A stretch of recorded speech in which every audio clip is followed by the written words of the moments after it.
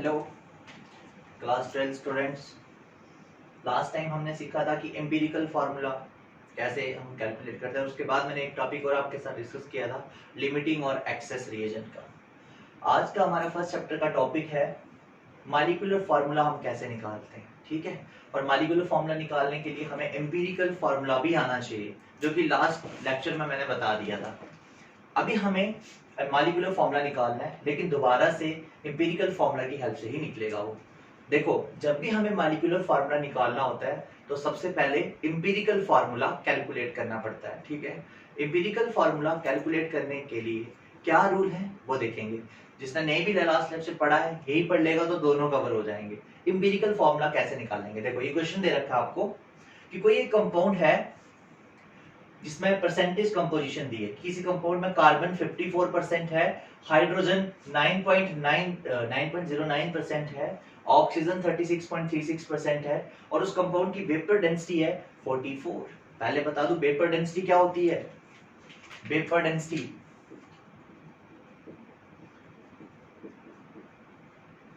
तो बेटे, जब हम हाइड्रोजन गैस की डेंसिटी को बाकी गैसेस की डेंसिटी के साथ कंपेयर करते हैं, then the term is introduced, that is vapor density, और इसका एक फॉर्मूला है। vapor density is always equals to molecular mass of compound divided by 2। और अगर आपको किसी कंपाउंड का molecular mass निकालना हो तो हम निकाल सकते हैं molecular mass is equals to vapor density into 2, और vapor density दी है 44, तो 44 into 2 that is 88।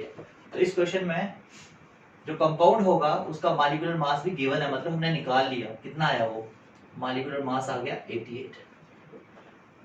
तो ये वेपर डेंसिटी आपको बताती है कौन सी गैस हैवी है कौन सी गैस लाइट है। देखो एग्जांपल, जैसे एक गैस है ऑक्सीजन और एक गैस है नाइट्रोजन, दोनों की वेपर डेंसिटी निकालते हैं।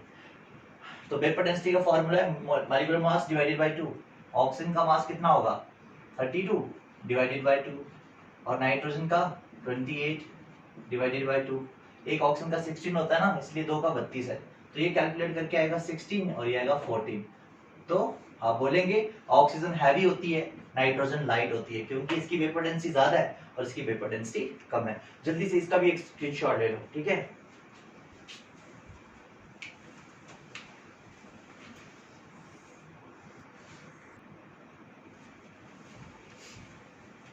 सो देखेंगे अब इसको हम एम्पिरिकल फार्मूला कैसे कैलकुलेट करेंगे।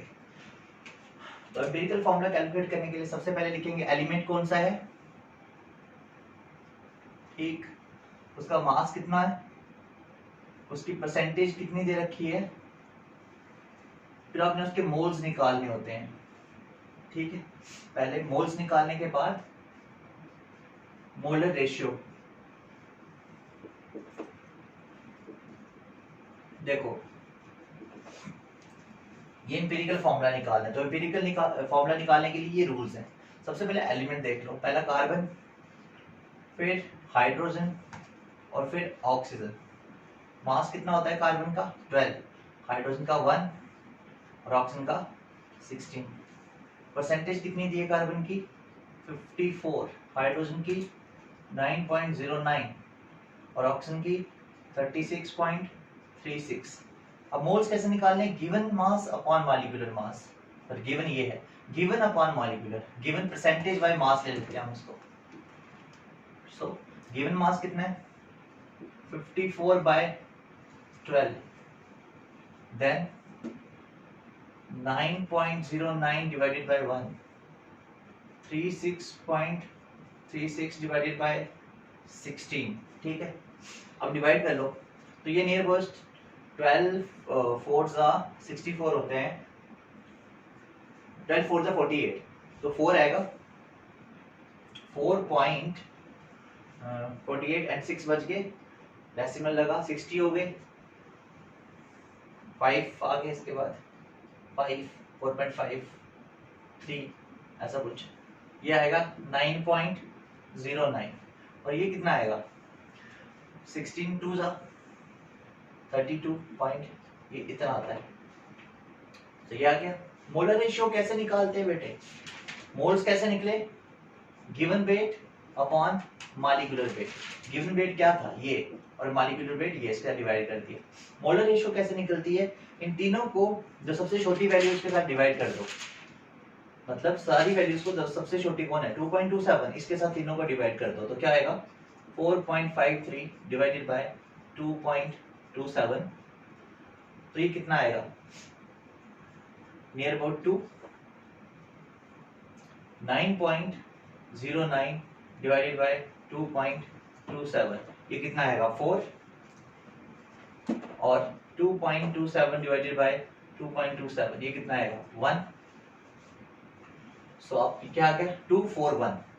तो इंपीरिकल फार्मूला क्या है, therefore empirical formula is equals to C2H4O1, बेटे ये आपका इंपीरिकल फार्मूला आ गया, ठीक है। और ये जो आपका इंपीरिकल फार्मूला आया इसका मास कितना है वो भी कैलकुलेट कर लो, जिसको हम बोलेंगे इंपीरिकल फार्मूला मास, कितना आएगा वो देखो, 2 कार्बन है तो 12 एक का होता है इंटू 2 24 हो गया, प्लस एक हाइड्रोजन का एक 4 का 4, प्लस ऑक्सीजन एक का तो 16, करो add 24 and 4 28 28 and 16 28 and 10 38 38 and 6 44 हो गए, ठीक है 44 आ गया, इंपीरिकल फार्मूला आ गया ये और मास आ गया ये। मैं इसको मिटा देता हूं और ऊपर लिख देते हैं यही चीज,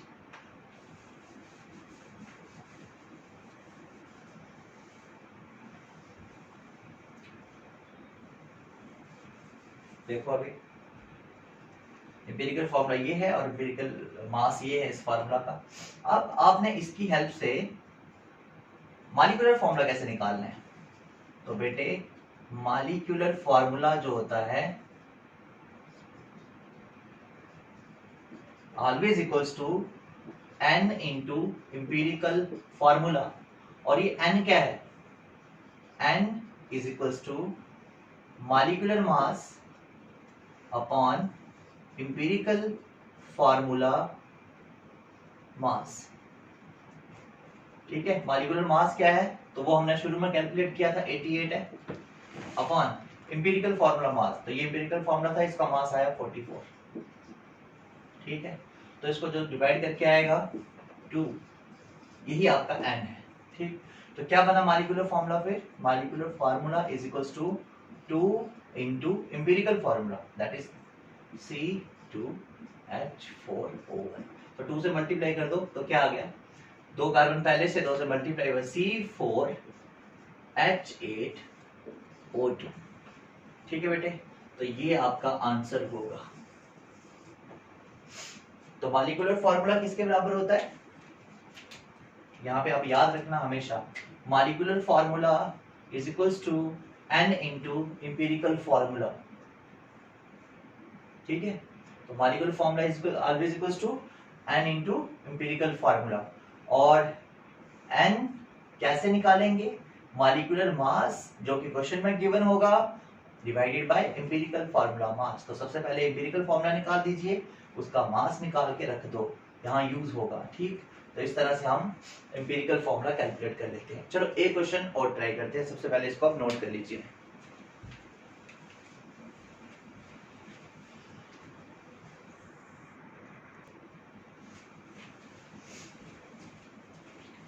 तो स्टूडेंट्स ये आपका सेकंड क्वेश्चन है, इसको जरा ध्यान से देखें। क्वेश्चन क्या लिखा है कि आपके पास कोई कंपाउंड है जिसमें परसेंटेज क्या है, सोडियम दिया आपको 14.31%, सल्फर कितना दिया है 9.97, हाइड्रोजन इतना है और ऑक्सीजन इतनी दे रखी है, ठीक है। सेम वापस वैसे ही करो, पहले एलिमेंट के नाम लिख लो, फिर उसका मास, परसेंटेज, मोल्स और मोलर रेशियो। सोडियम सबसे पहले, सल्फर फिर हाइड्रोजन और फिर ऑक्सीजन लिख दिया, ठीक है। उसके बाद मास देख लो, सोडियम का 23 होता है, सल्फर का 32 होता है, हाइड्रोजन का 1 और ऑक्सीजन का 16 होता है मास। परसेंटेज भी रखी है मैंने, वही यहाँ पे नोट करके लिख दी। अब निकालना है आपने मोल्स, तो कैसे निकलते हैं, given weight upon molecular mass. तो गिवन कितना है 1431 divided by 22, 9.97 divided by 32, 6.22 divided by 1, 69.5 divide by 16, तो इनको डिवाइड करके ये आंसर्स आए, ठीक। और मोलर रेशियो कैसे निकलती है कि ये जो आपके पास मोल्स आए हैं, जो सबसे छोटी वैल्यू है उसके साथ सबको डिवाइड करो, तो सब वैल्यूज को डिवाइड किया, सबसे छोटी वैल्यू कौन सी है इसमें 0.31, तो 0.31 के साथ सबको डिवाइड किया, सबको डिवाइड करके आया 2, 1, 20 और 14।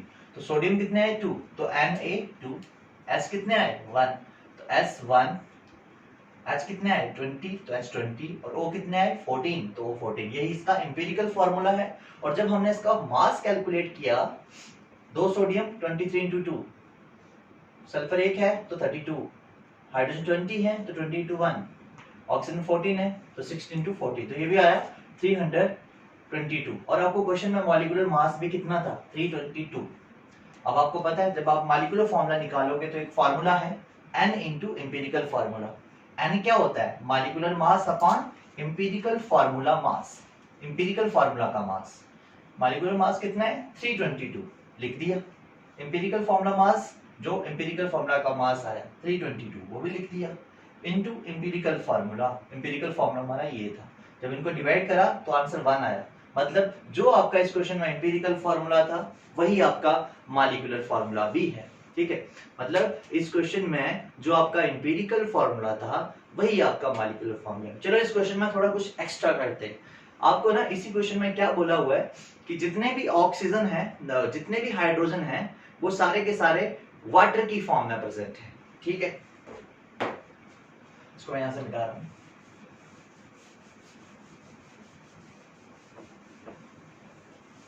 आपको बोला गया है, अब इसका मॉलिक्यूलर फॉर्मूला बेटे ये है, आपको बोला गया जितने भी हाइड्रोजन है वो सारे के सारे वाटर की फॉर्म में प्रेजेंट है।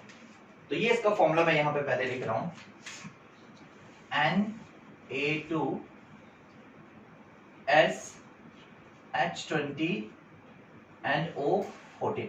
बोल रहे हैं कि जितने हाइड्रोजन हैं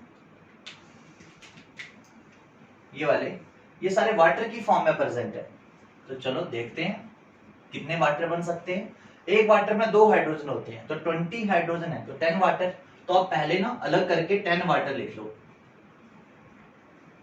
10 वाटर मतलब इसमें 20 हाइड्रोजन आ गए। लेकिन सिर्फ हाइड्रोजन बाहर नहीं निकले फार्मूले से, 10 ऑक्सीजन भी बाहर निकले, तो 10 ऑक्सीजन यहाँ से कम कर दो तो 4 ही बचेंगे यहाँ पे। तो क्या फॉर्मूला, हाइड्रोजन तो सारे बाहर आ गए, यहाँ से 10 ऑक्सीजन भी बाहर आ गए, सिर्फ 4 बचे। तो क्या फॉर्मूला बना देखो, Na2SO4, सोडियम सल्फेट आ गया। So Na2SO4 dot 10 water. तो इसको हम वाटर को बोलते हैं वाटर ऑफ क्रिस्टलाइजेशन या water of hydration, water of crystallisation. So इस तरह से आप मॉलिक्यूलर फॉर्मूला किसी भी कंपाउंड का कैलकुलेट कर सकते हो। सो ये आज हमने कैलकुलेट करा है। Thank you students.